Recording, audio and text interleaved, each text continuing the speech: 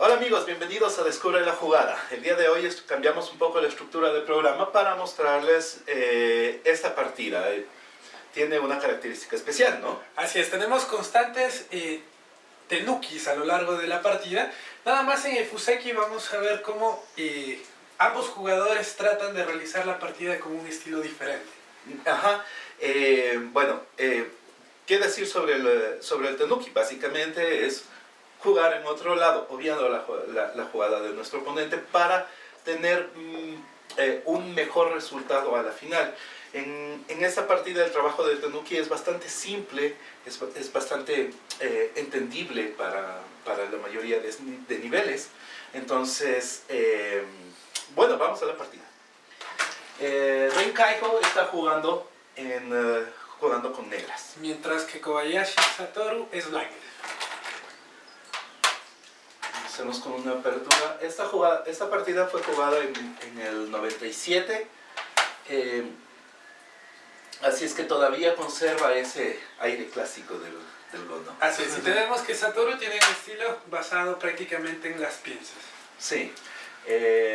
Aquí viene el primer tenuki. La opción más popular, la opción más común es esta, ¿no? Lo que le permite al blanco crearse una pared hacia este lado o hacia este lado. Ahora, también existe la posibilidad de que el negro pueda saltar, pero ¿cómo elegir? ¿Cuál de todas las opciones que existen, incluso esta, cuál de todas las opciones que existen cómo le serviría más a negro? Negro prefiere esperarse y hacer tenuki. Entonces, hace un ataque en la esquina inferior. Suponiendo que blanco no responda, tenemos que ahora esta pared ya no le resulta tan buena, y si es que hace desde el otro lado, resulta ser un poco pequeña, ya que tenemos una piedra negra acá. Entonces parece ser que esta jugada es conveniente en este momento, ¿no? Así es, tenemos que blanco juega en correlación hacia la piedra negra de tercera línea en este lado. Ajá. Razón por la cual juega alto. También existe algo de presión hacia este sector, ¿no? Negro nuevamente. Finalmente blanco, normalmente yo sé que procedería así o un salto un poco más lejano para lograr extender la ladera. Esta sería muy normal. Sin embargo, blanco decide nuevamente obviar con un tenuki hacia la otra esquina. Sí, supongamos que tenemos esta respuesta usual, y luego negro todavía tiene esto, ya que blanco está abierto, lo que significa que blanco tendría que bajar. El fuseki terminaría de esta manera o algo similar, y negro tendría tiempo para armar un cerco en esta esquina, ¿no?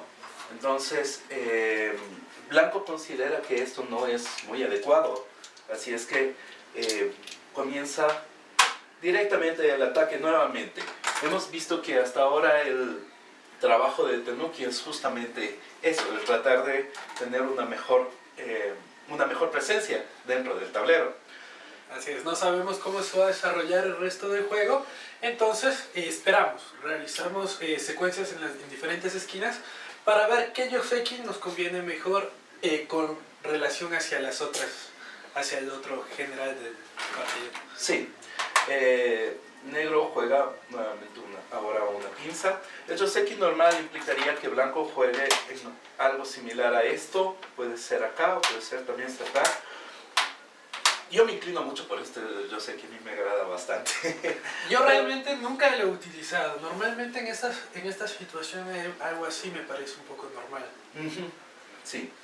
Hay muchas formas de responder, ¿no? Blanco obviamente, como todavía no sabe qué responder, nuevamente hace tenuki, y esta vez se mete dentro de la zona de negro. Nuevamente acá. Aquí la jugada, lo que un jugador amateur pensara directamente es buscar una pinza y una extensión de la piedra negra directamente. Lo cual es bastante razonable, ¿no? Blanco no tendría mucho problema, pero negro obtendría un buen resultado desde este lado. Sin embargo, existe esto de acá, y como todavía no sabe negro qué hacer, probablemente esté pensando en esta esquina al hacer esta jugada, ¿no? Lo normal, blanco acá. Negro vuelve sobre Tenuki. Ahora sí, negro escoge esta apertura. Como habíamos dicho, tenía varias opciones. Esta le resulta más interesante ya que tiene ahora la piedra en este lado. Blanco un salto normal. Y esta jugada de negro. Aquí tenemos algunos yoseki, sin embargo los más populares tenemos que blanco avanza creando una base de vida aquí abajo mientras negro gana una pared hacia el centro. Y tenemos el yoseki, este de acá, que fue el que eligió Kobayashi. Vamos a ver cómo se desarrolla. Sí, usualmente este yoseki implica que negro cree una zona viva en este lado, utilizando este yoseki. Veamos cómo queda. Blanco queda con una esquina grande y negro se queda con una forma bastante fuerte aquí, pero demasiado pegado el resultado, ¿no? Entonces, creo que negro piensa que no es tan agradable un resultado de este tipo. Así es que negro nuevamente Tenuki. Y ahora prefiere jugar en este lado, evitando que blanco pueda desarrollar algún tipo de yoseki que le estabilice fácilmente en esta Así esquina. es. Dentro de esta formación, la jugada un poco obvia de blanco sería únicamente salir, pues ya no puede robar territorio, ni mucho menos atacar hacia la esquina. Sí. Lo que blanco hace es acepta el intercambio. Acepta el intercambio. Blanco nuevamente está trabajando sobre Tenuki, otra vez, ya que ninguna de las respuestas de este lado le parecen suficientemente apetitosas, ¿no? Entonces, si negro logra obtener espacio en este lado de aquí y adicionalmente el espacio acá, a blanco no le conviene tanto. Así es que blanco nuevamente regresa a la posición de arriba. Vemos un nuevo yoseki. Ahora, el resultado de negro con diferencia al yoseki anterior, al que habíamos propuesto en este lado, resulta mucho más interesante porque ahora negro y no tiene una forma viva aquí, lo que tiene es una pared, ¿no? Y que conviene bien con la piedra de este lado. Considerando que obtuvo a cambio una piedra gratis en la esquina de abajo. Exacto, y blanco se queda un poco en veremos en este lado de acá. Las demás situaciones en el tablero resultan estables. Un detalle interesante sobre el Tenuki es que si vamos a hacer un Tenuki tenemos que tratar de ver que nuestra posición sea lo suficientemente estable como para poder desarrollarla luego.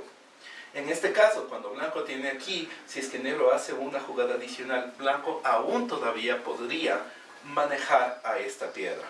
Con gran diferencia, ¿no? 3 contra 1, después 4 contra 1 sería más difícil para blanco, pero el ágil de esta piedra se mantiene. ¿Okay? Tenemos que blanco extiende por la parte de acá. Sí, vistos la posición en la parte de arriba, blanco extiende, él le ayuda mucho a la posición. Negro debe encontrar la forma de reducir el espacio de blanco, así es que juega en consecuencia. Siguiendo la corriente, blanco más. Sí, y ahora las piedras blancas de aquí como que se ven mejor. Esta piedra no está perdida todavía por el ágil, así es que funciona bien. Negro entonces prueba un ataque. Y esta jugada de blanco es tal como me gustaría jugar a mí, ¿no? Normalmente un juego amateur sería algo tan simple como esto, ¿no? Entonces negro puede optar por, digamos, esta secuencia en donde blanco y luego probablemente atacar de algún modo a esta piedra blanca con esta posición. No le vería mal, pero negro tiene como que cierta fuerza hacia afuera, pienso yo, ¿no? Cuando blanco juega esto, le niega a negro la oportunidad de hacer semejante cosa. Negro debe jugar un poco más ligero. Blanco es una jugada en guardia, con las dos piedras de acá se ve bastante fuerte, sí, sólido. Negro, esta jugada de equipo sería normal, ¿no? Pero dejar muy abierto esto no es tan agradable. Blanco intenta un poco desde arriba, agrandando su visión hacia el centro. Supongamos que negro responde aquí. Blanco tendría esta secuencia salvando la piedra y eliminando completamente la posición de negro. Negro se queda con una esquina pequeña, pero la pared no le funciona en absoluto, entonces blanco como que obtiene una gran ganancia ahí, así es que negro tiene que encontrar la manera de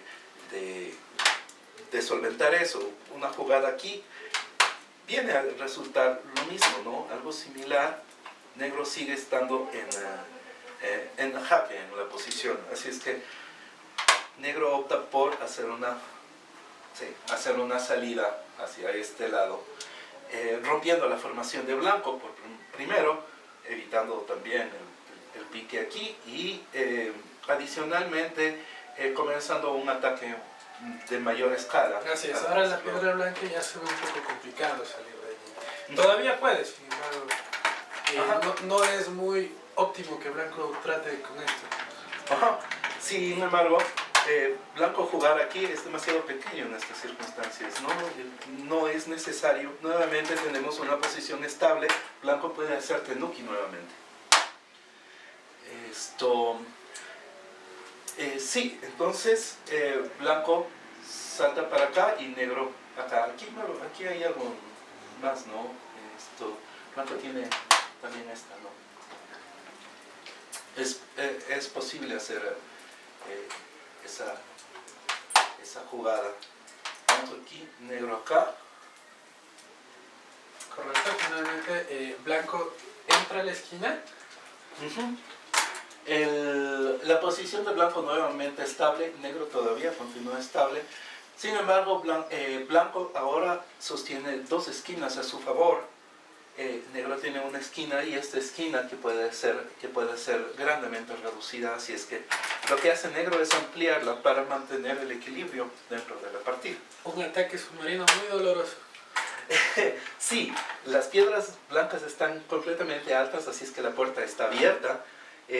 Algo que puede aprovechar negro, reduce la fuerza de la guardia, del puesto de guardia en este lado también, y reduce las posibilidades de territorio de blanco. Blanco juega en consecuencia. Así es que negro reduce las posibilidades de blanco aquí, blanco reduce las posibilidades. Nuevamente el trabajo de Tenuki. Blanco podría responder a esta jugada haciendo algo similar a esto, pero el resultado es inferior, ¿no? Tratar de sostener algo que ya de por sí no es apetecible. Si blanco jugara acá, esto resulta ser más interesante, pero negro en cambio tendría esta posición de acá, ¿no? Entonces las posiciones son estables, así es que es posible el Tenuki. Ahora, como sabemos que blanco aquí ya no puede conseguir gran cosa, evita que negro también lo haga. Que negro también lo haga. Bueno, concluimos un poco que el trabajo de Tenuki implica que podemos hacer Tenuki siempre y cuando se sumen un par de cosas, ¿no? Primero, la posición debe estar lo suficientemente estable como para que podamos regresar a ella luego. Es decir, no deben haber jugadas críticas que nos puedan hacer para poder trabajar. Otra de las cosas es que el lugar donde vayamos a jugar también tiene que tener un beneficio mayor al que jugaríamos si respondiéramos a la jugada de nuestro oponente. Entonces, más o menos por ahí va. Se puede jugar mucho con el Tenuki también, y es un poco... da un poco de miedo, ¿no? Es un poco arriesgado, de hecho, porque a veces realizamos tenukis esperando que nuestro oponente responda a nuestro tenuki y poder volver a la formación original. Pero si el oponente acepta el tenuki, toma la primera formación, puede que no hayas revisado bien, tal vez sea un poco más pequeño, una forma un poco más débil, entonces corres ese riesgo. Sí, bueno, principalmente para poder hacer tenukis que nos resulten favorables, tenemos que tener muy en cuenta el valor de cada una de las jugadas, ¿no? Cuánto valor hay en el intercambio que se pueda realizar entre cada uno de estos. En este ejemplo tenemos claramente cómo es el trabajo de Tenuki, ¿no? Después de que negro juega aquí, cualquier cosa que haga blanco aquí va a ser demasiado pequeño, así es que blanco lo deja y decide más bien hacer intercambio. Es decir, jugar de un modo que reduzca también las posibilidades de negro en otro sector en lugar de estar simplemente contestando. Otra de las cosas que me parece muy bonito es que mira cómo queda el tablero.